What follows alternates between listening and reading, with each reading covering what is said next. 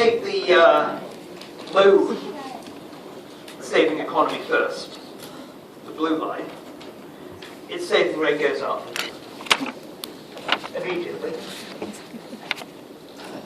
Its income will rise subsequently. What will happen to its consumption?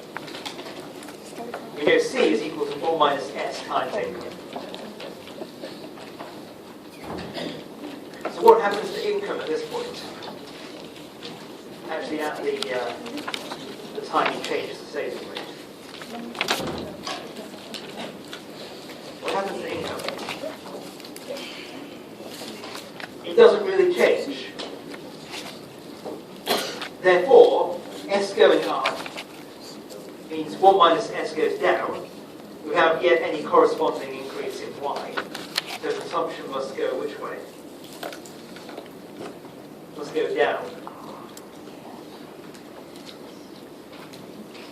So, reaching the golden rule from the standpoint of being an economy that saves very little to begin with means having lower consumption. What happens subsequently? Well, 1 minus S now is constant. You've already got to the golden rule saving rate. So the only transitional dynamics come from income. Income starts to rise.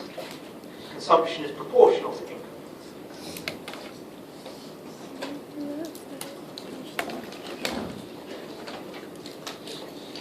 Did you get that?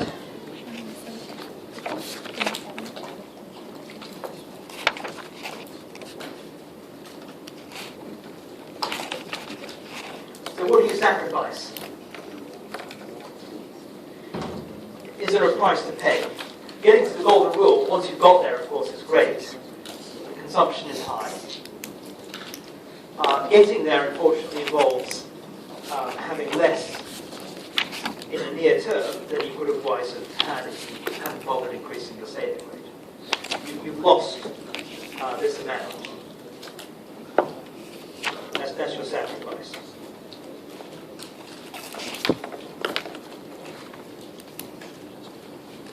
Your gain, of course, is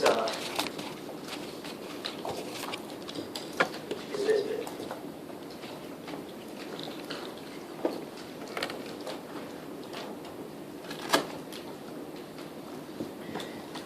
Some people would say that the golden rule is a good thing because the gain is always larger than the sacrifice. Why? Because the gain is permanent and the sacrifice is transitory. That's clearly true, because this is a permanent increase in consumption. It will always, as a total, be more than this area. But there is a sacrifice. And if this takes 100 years to get to this point, it might be a pretty big sacrifice, even if viewed from the perspective of the many generations to follow that, it might seem tiny in the very long run. Now, what about the other economy, the one that starts high saving? It is above the golden rule. It cuts saving to get down to the golden rule. What happens to its consumption? Well, we know ultimately it gets to the same consumption level as the other economy, so that's where we're going to finish. What about the short term? Short term, its income is going to start to drop, but it doesn't drop straight away. So what happens to consumption is really driven by what happens to the saving rate. Saving rate goes down. Saving rate goes down, 1 minus S goes up. So consumption is going to rise. How far does it rise?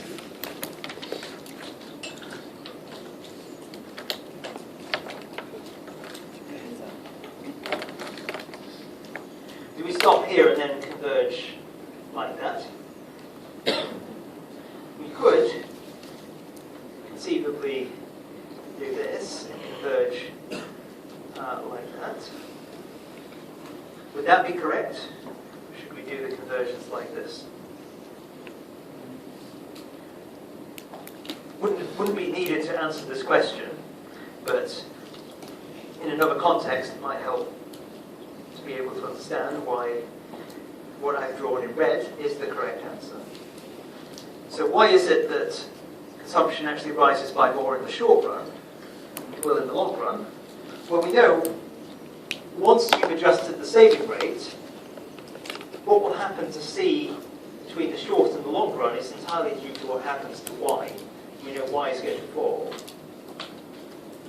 C will be proportional to Y once the adjustment of the saving rate is over.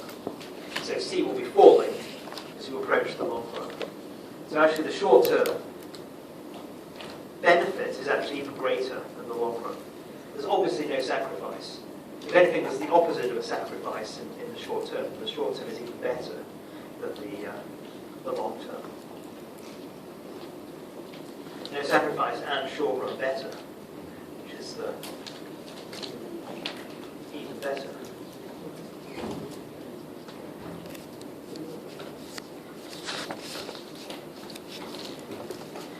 So to answer the question, the short question was, is there a short-term sacrifice for a long-term gain? Obviously there is in one case, but the question didn't specify which case. So there are obviously some cases where there isn't a sacrifice. So it's not true as a general claim. The statement will be false. Question 2.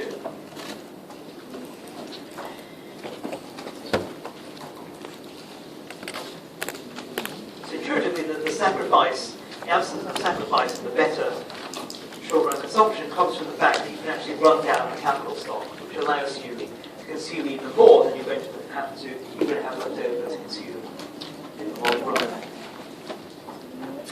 Now, just before we move on, some people ask me about the intuition for the golden rule. Why?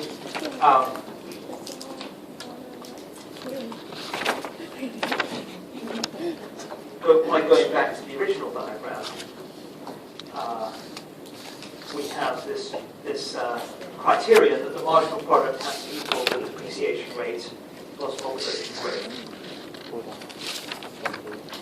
So the basic idea behind the golden rule is that there's a benefit and a cost to higher capital.